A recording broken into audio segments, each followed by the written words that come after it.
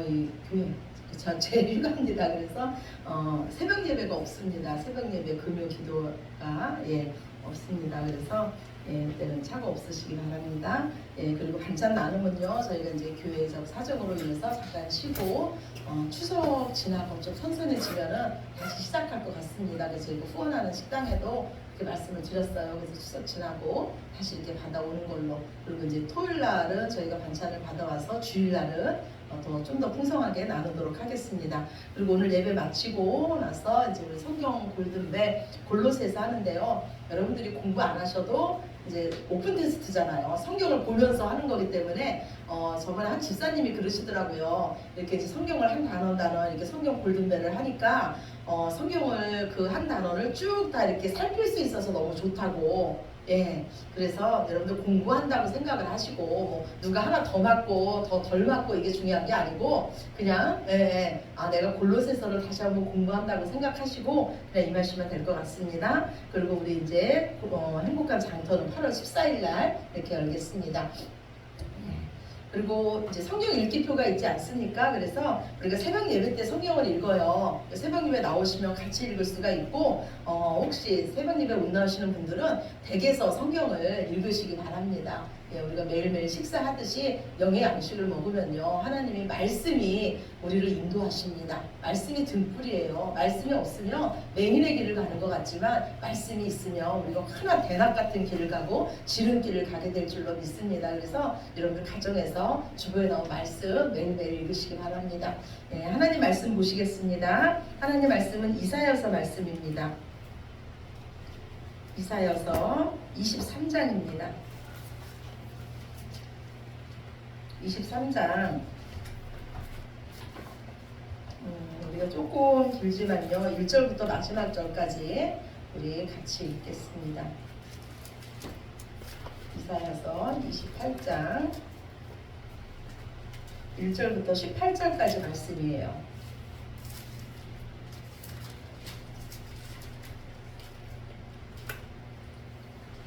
제 성경책으로 992쪽입니다. 구약성경 992쪽. 이사야서 23장 1절에서 18절까지 말씀 우리 교독하시겠습니다. 한 절씩. 두로에 관한 경고라. 다시스의 배들아, 너희는 슬피 부르짖을지어다. 두로가 항무하여 집이 없고 들어갈 곳도 없으며 이 소식이 기띔 땅에서부터 그들에게 전파되었음이라. 바다에 왕래하는 시돈 상인들로 말미암아 부유하게 된 너희 해변 주민들아, 잠잠하라.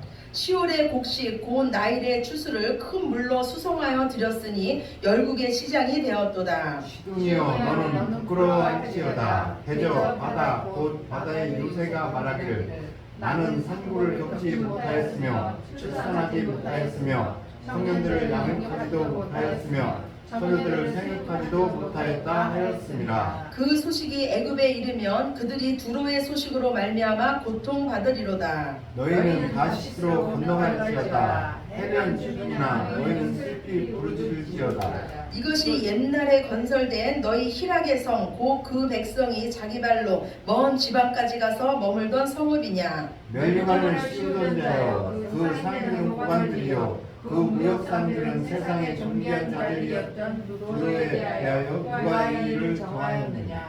만군의 여호와께서 그것을 정하신 것이라. 모든 누리던 영화를 욕되게 하시며 세상의 모든 교만하던 자가 멸시를 받게 하려 하심이라. 딸 다시스여, 나일같이 너희 땅에 넘칠지어다. 너를 속박함이 다시는 없으리라. 여호와께서 바다 위에 그의 손을 펴사 열방을 흔드시며 여호와께서 가나안에 대하여 명령을 내려 그 견고한 성들을 무너뜨리게 하시고 이르시되 너 학대받은 처녀 딸 시도나, 내게 다시는 희락이 없으리니 일어나 빗김으로 건너가라. 거기에서도 내가 평안을 얻지 못하리라 하셨느니라. 갈대아 사람의 땅을 보라. 그 백성이 없어졌나니 곧 아수르 사람이 그곳을 들짐승이 사는 곳이 되게 하였으되 그들이 망대를 세우고 궁전을 헐어 황무하게 하였느니라. 다시스의 배들아, 너희는 슬피 부르짖으라. 너희의 견고한 성이 파괴되었느니라. 그날부터 두로가 한 왕의 연한같이 70년 동안 잊어버린 바 되었다가 70년이 찬 후에 두로는 기생의 노래같이 될 것이라. 잊어버렸던 바 되었던 너 음녀여 수금을 가지고 성읍에 두루다니며 기묘한 곡조로 많은 노래를 불러서 너를 다시 기억하게 하라 하였느니라. 70년이 찬 후에 여호와께서 두로를 돌보시리니 그가 다시 값을 받고 지면에 있는 열방과 음란을 행할 것이며 그 무역한 것과 이익을 거룩히 여호와께 돌리고 간직하거나 쌓아두지 아니하리니 그 무역한 것이 여호와 앞에 사는 자가 배불러 먹을 양식 잘 입을 옷감이 되리라. 아멘. 예. 하나님은요 이사야서 13장부터 23장까지에 걸쳐서 열방에 대한 심판의 메시지를 우리에게 주셨습니다. 하나님의 심판은요 지형적으로 보면요 가장 동쪽에 있던 그 바벨론으로부터 시작해서 지금 서쪽 페니키아의 두로까지 심판을 말씀하심으로써 그 열방의 주권자가 하나님이심을 우리에게 말씀하십니다. 오늘 저와 여러분이 살펴볼 그 나라는요 두로예요. 두로는요 이스라엘의 서북쪽에 위치한 나라였어요. 그리고 이 두로는 지중해 해변을 끼고 있어서 지중해 해변을 통해서 무역을 활발하게 하던 도시가 바로 이 두로였습니다. 즉 두로는요 해상 무역과 상업의 중심지가 바로 두로였어요. 그래서 오늘 저와 여러분이 읽은 본문 4절 말씀에 보면요 두로를 바다의 요새라고 말하고 있습니다. 두로로 말미암아서요 그 두로 옆에 있던 이 시돈 도시는요 이 두로의 영광을 함께 누리며 함께 부유한 나라가 됐습니다. 나일강을 가지고 있던 이 애굽은요 이 나일강에서 그 나오는 모든 곡물들을요 이 두로로 가지고 와서 두로의 배들을 위해서 배들을 타고 유럽으로 수출하곤 했습니다. 그래서 두로는 어떤 도시였냐면 매우 활력이 넘치는 도시였어요. 저는요 대전의 서울이다 하면은 어디가 생각나냐면 여러분은 어디가 생각나십니까? 저는 대전의 서울 하면은요 바로 우리 교회 근처에 있는 신세계백화점이 생각이 나요. 거기 특히 밤에 가서 그 야경을 보면은 서울의 야경이 이렇지 않을까? 그런 생각을 합니다. 그런데 상상하기를 두로가 바로 그런 도시였어요. 오늘 성경에는요 두로에 대해서 말씀하기를요 그 성이 희락의 성이라고 말씀하고 있어요. 무역으로 많이 흥황하던 이 두로는요 돈이 넘치는 나라였어요. 최첨단의 온갖 신기한 물건들이 가득했고요. 온 세상에 최신 학문들이 가장 먼저 머무는 곳이 바로 이 두로였어요. 이 두로는요 사람들이 다 동경하는 별천지 같은 곳이었고 그에 비하면은 이스라엘의 예루살렘은 한갓 촌동네에 불과했습니다. 또한 이 두로 사람들은요 의욕이 강했어요. 그래서 오늘 말씀을 보니까요 이 두로 사람들은요 위험을 무릅쓰고 먼 나라까지 가서 식민지를 세웠습니다. 그래서 오늘 이 두로에 대해서 말씀하기를 면류관을 씌우는 나라라고 말씀하고 있어요. 즉 두로는요 많은 나라를 식민지 삼아서 그 지역에 통치할 왕을 세우고 이 두로의 정치적 영향력은요 점점 더 확장돼 갔습니다. 그래서 이 당시에 이 주변 국가들은요 이 두로가 절대 멸망할 것이라고는 상상도 못했어요. 그처럼 활력차고 돈 많고 부강하고 여러 나라를 식민지로 삼은 나라가 멸망할 것이라고는 전혀 상상하지도 못했습니다. 그리고 이 두로 자신도요 자신의 나라가 멸망할 것이라고는 상상하지 못했어요. 그래서 오늘 에스겔서 주보 첫 번째 말씀이에요. 이사야서 28장 2절에서 5절입니다. 주보 뒤에 있습니다. 주보 첫 번째 말씀 우리 같이 보시겠습니다. 인자야 너는 두로 왕에게 이르기를 주 여호와께서 이같이 말씀하시되 내 마음이 교만하여 말하기를 나는 쉰이라 내가 하나님의 자리 곧 바다 가운데에 앉아있다 하도다. 내 마음이 하나님의 마음 같은 채 할지라도 너는 사람이요 신이 아니거늘 내가 다니엘보다 지혜로워서 은밀한 것을 깨닫지 못할 것이 없다 하고 내 지혜와 총명으로 재물을 얻었으며 금과 은을 곳간에 저축하였으며 내 큰 지혜와 내 무역으로 재물을 더하였고 그 재물로 말미암아 내 마음이 교만하였도다. 예, 하나님은 두로의 죄악을요 한마디로 교만이라고 말씀하고 있어요. 두로는요 어떻게 생각했냐면 나에게는 신의 지혜가 있어서 은밀한 것을 깨닫지 못할 것이 없으며 내 지혜와 내 무역으로 내 힘으로 재물을 얻었다고 두로는 교만했습니다. 두로는 그 마음속으로 생각하기를 나는 신이다, 나는 하나님이다 생각하면서 하나님의 자리에 앉아 있었어요. 두로의 모든 아름다움과 모든 지혜와 부귀를 주신 그 하나님을 인정하기는커녕 오히려 하나님의 자리에 앉아서 두로는 교만했습니다. 하나님은 이런 교만한 두로에게 오늘 심판을 선포하고 계세요. 두로의 멸망을 선포하고 계십니다. 이 두로의 멸망에 대한 소식은요 먼저 다시스의 배에게 알려집니다. 다시스는요 두로의 대표적인 식민 국가였어요. 다시스의 배들은요 큰 선박을 의미합니다. 즉 이 다시스의 배들은 두로의 배였어요. 두로의 배가 다시스로 갔다가 다시 두로로 돌아오려고 하는데 그들에게 들려지는 소식이 뭐냐면 너희 고향인 너희 나라인 두로가 멸망했다는 거예요.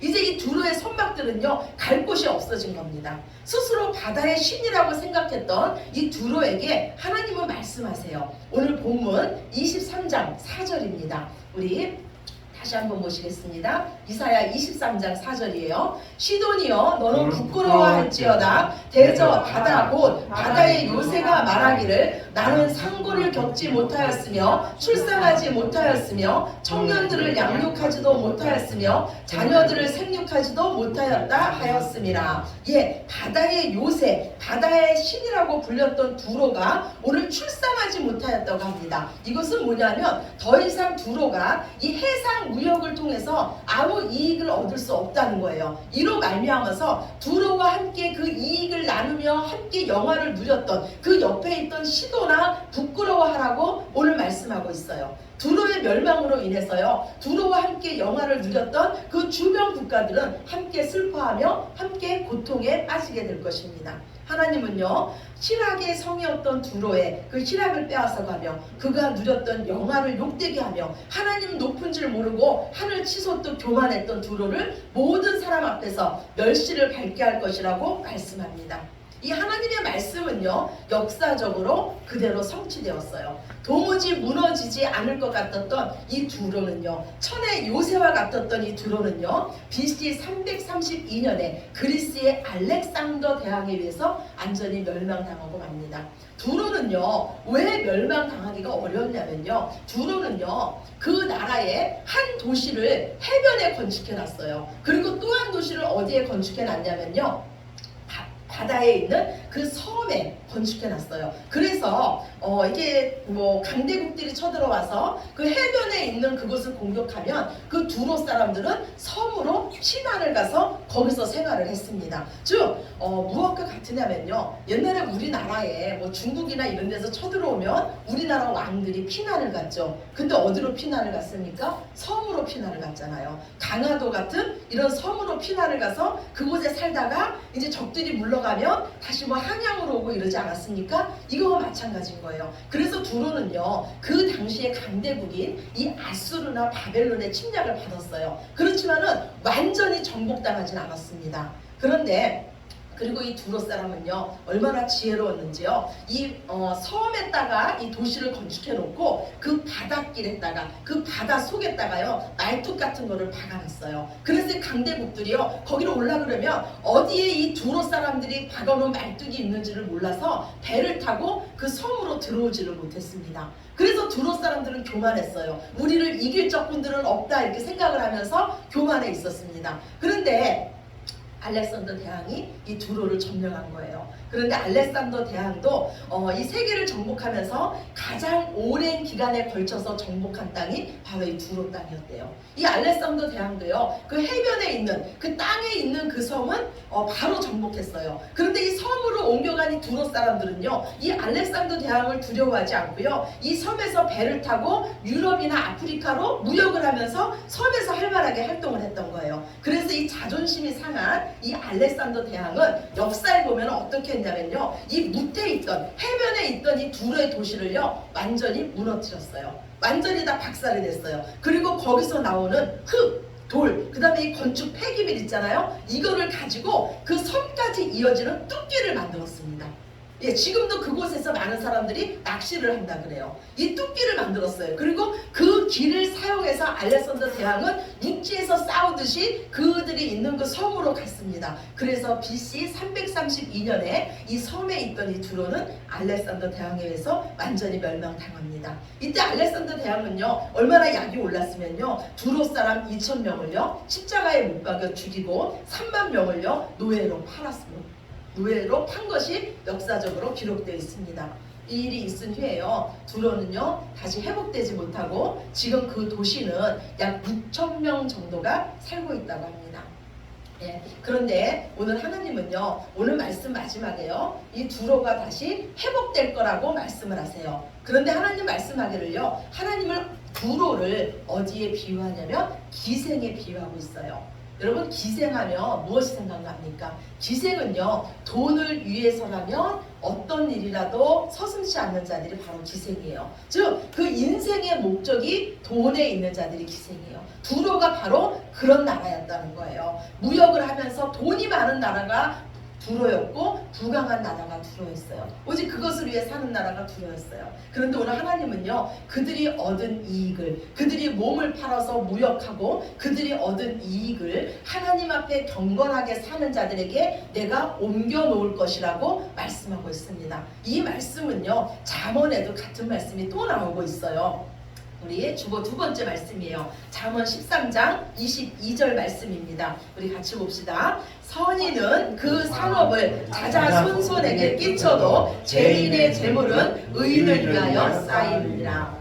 아멘. 예. 하나님은요, 이 세상의 죄인들이 쌓는 재물을요 의인에게 옮겨 놓으신다고 말씀하고 있습니다.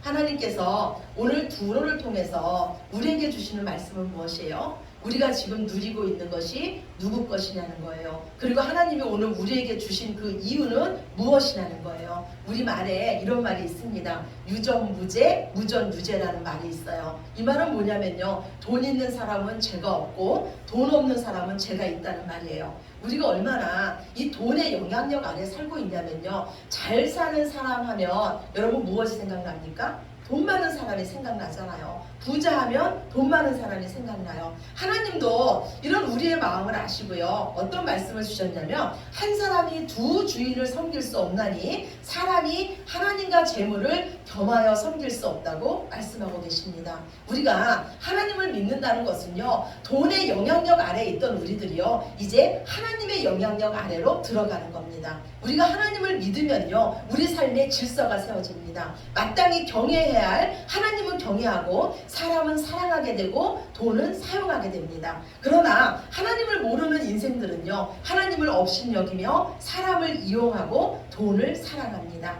우리가 예수님을 믿는다는 건요, 우리의 세계관이 바뀌고 우리 가치관이 변하는 겁니다. 예, 마리아가요, 예수님을 정말 사랑했어요. 그래서 그 마리아가 결혼 자금으로 평생 모았던 그 돈을요, 예수님께 다 쏟아붓습니다. 예, 자기가 평생 모았던 그 돈보다 예수님의 가치가 더 컸기 때문이에요. 그런데 예수님의 이 가치를 모르던 가룟 유다는요, 그 자리에서 이렇게 말합니다. 왜 그것을 가난한 자에게 나눠주지 않고 낭비하느냐 하면서 그 상황을 원망합니다. 예수님의 가치, 하나님 나라의 가치를 모르는 자는요, 남이 드린 예물도 아까워하는 것을 볼 수가 있습니다. 예수님은 말씀하길요, 그 사람의 물질이 있는 곳에 그 사람의 마음도 있다고 하셨습니다. 그 사람이 지금 돈을 어디에 사용하는 것을 보면요, 그 사람이 어떤 사람인가를 알 수가 있어요. 그래서 성경에는요, 돈에 대한 말씀이 참 많이 나오고 있습니다. 하나님은 우리에게 말씀하시길요, 부귀가 내게 있고 장구한 재물도 내게 있다고 하십니다. 또한 하나님은요, 우리에게 재물 얻는 능력을 우리에게 주신다고도 하십니다.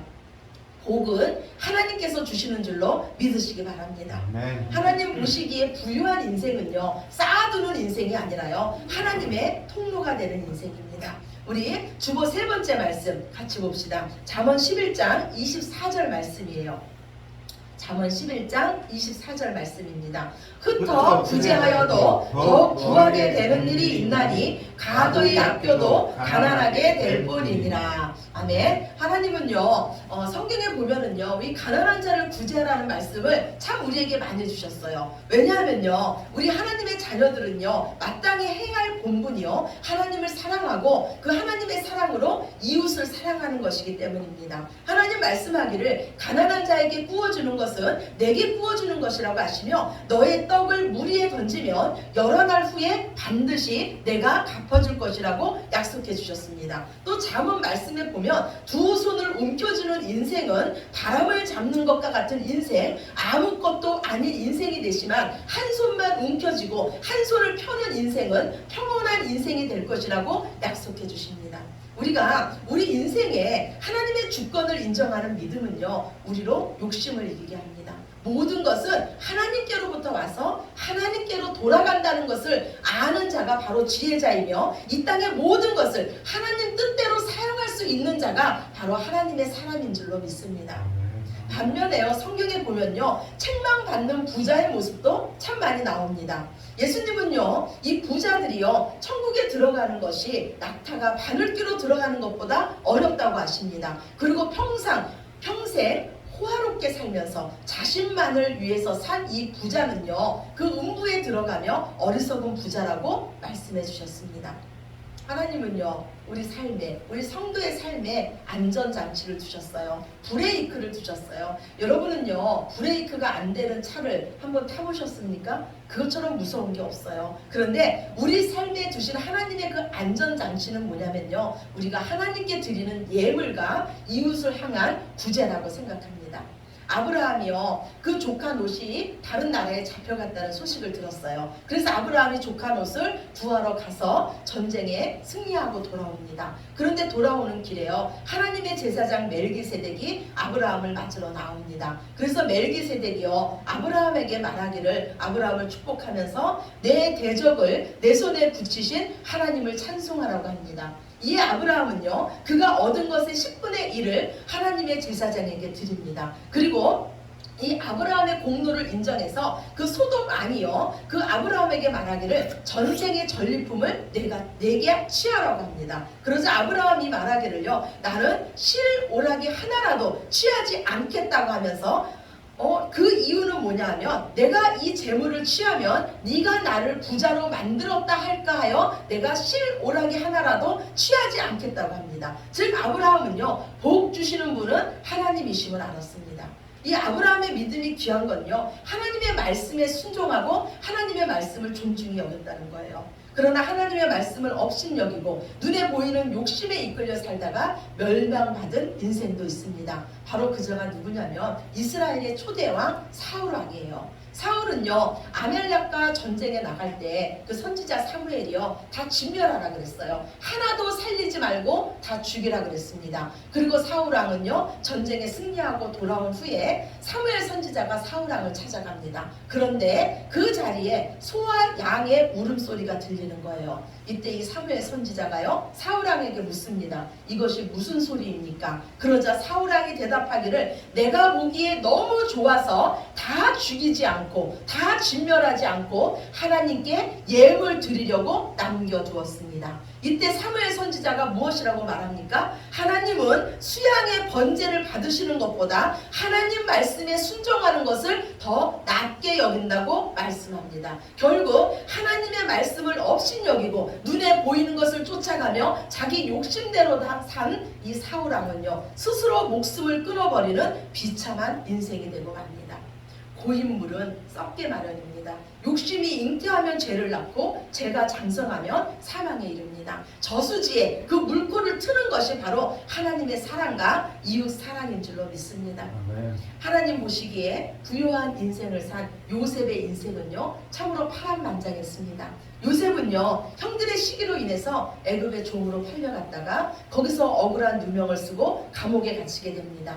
그런데 하나님은요 이런 요셉에게 너는 참 형통하다고 말씀합니다. 그리고 하나님은 하나님의 때가 돼서 요셉을 애굽의 총리 자리에 오르게 합니다. 이때 요셉이 한 일이 무엇입니까? 사람을 살리는 일이었어요. 기근에 시달리는 많은 민족을 살리는 일을 했습니다. 그리고 자신을 두려워하는 그 형들에게 말합니다. 오늘 주보 마지막이에요. 창세기 50장 20에서 21절 말씀입니다. 우리 같이 보겠습니다. 당신들은 나를 해하려 하였으나 하나님은 그것을 선으로 바꾸사 오늘과 같이 많은 생명을 구원하게 하시려 하셨나니 당신들은 두려워하지 마소서. 내가 당신들과 당신들의 자녀를 기르리이다 하고 그들을 간곡한 말로 위로하였더라. 아멘. 요셉의 인생은요, 하나님을 인정하는 인생이었어요. 그래서 요셉의 인생은 하나님 보시기에 형통한 인생이었습니다. 하나님을 인정한 이 요셉은요, 애굽의 2인자의 자리에 올랐을 때요, 자신의 영광과 자신의 욕심을 위해서 살지 않았습니다. 원수 갚는 일에 그 시간을 낭비하지 않았어요. 자신을 종으로 팔아버린 그 형들을 용서하고 자신을 억울하게 감옥에 보내버린 자들을 요셉은 용서했습니다. 그리고 많은 생명을 살리는 인생, 거기서 더 나아가서 그 원수됐던 그 형들의 자녀까지도 내가 양육하는 그런 인생이 됐습니다. 이것이 바로 하나님 보시기에 형통한 인생, 부요한 삶인 줄로 믿습니다. 우리는 돈으로 사는 자가 아닙니다. 우리는 사명으로 사는 자들입니다. 우리는 하나님의 주권을 인정하는 믿음으로 하나님의 말씀으로 사는 자들입니다. 하나님 앞에 누가 진정으로 부자입니까? 누가 진정으로 부유한 자입니까? 바로 예수 그리스도를 모시고 하나님을 사랑하고 그 이웃을 내 몸같이 사랑하는 자가 하나님 앞에 진정한 부자인 줄로 믿습니다. 우리에게 허락하신 모든 것으로 생명을 살리시고 용서하셔서 하나님의 축복의 통로가 되시는 저와 여러분이 되시기를 우리의 영원한 왕 되신 예수님의 이름으로 축원합니다. 아멘. 우리 기도드리겠습니다. 사랑의 하나님, 감사합니다.